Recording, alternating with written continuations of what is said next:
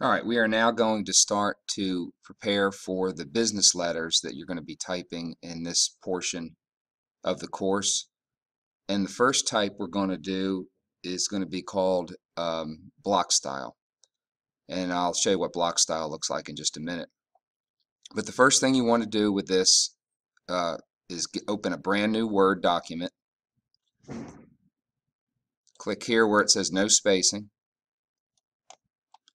I want you to change your font to Times New Roman. In fact, if you just type in, you can probably find it. They're all listed in alphabetical order.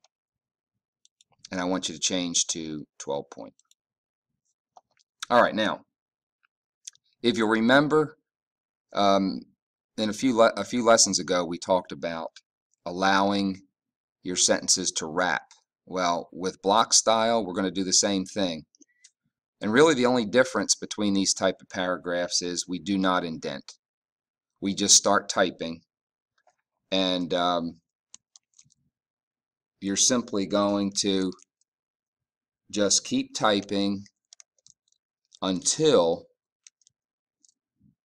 you're finished with the paragraph.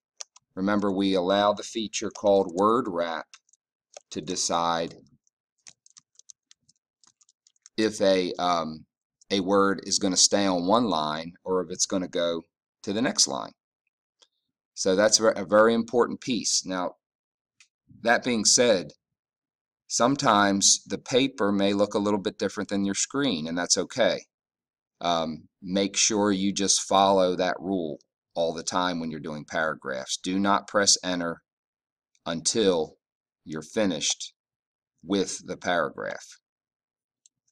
All right, so we finished the first paragraph. It's all done being typed. And when our cursor is at the very end of the paragraph, then we're going to enter 2 times. And then we're going to start the second paragraph. Okay, and then you're going to continue typing that paragraph. So notice the reason we call these block style, see there's no indentation on the left side. That an indented paragraph is used for certain things, but the business letters that we're going to be working on in the near future are going to be in this block style. Now, when you get finished typing this document, something that you always need to get in the habit of doing is running your spell checker. Okay, if you'll remember, spell checker can be run by going up here to review, and you can click the spelling and grammar, and that'll check for any words that you may have mistyped. Now, if you type something, the wrong word, and you spelled it correctly, spell checker's not going to catch it, but it's always a good idea as part of your editing and your proofreading is to go ahead and do spell checker. All right, so when you're completely finished, this is pretty much what you should have. You're going to name this file block style, and you're going to submit it. Make sure you save it in the Huebner folder. Make sure it gets submitted.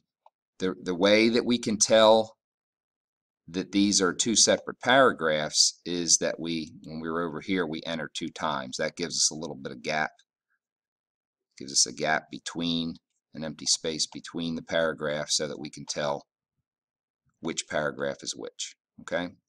All right, go ahead and do that assignment. I don't think you'll have any trouble with it. Okay, bye.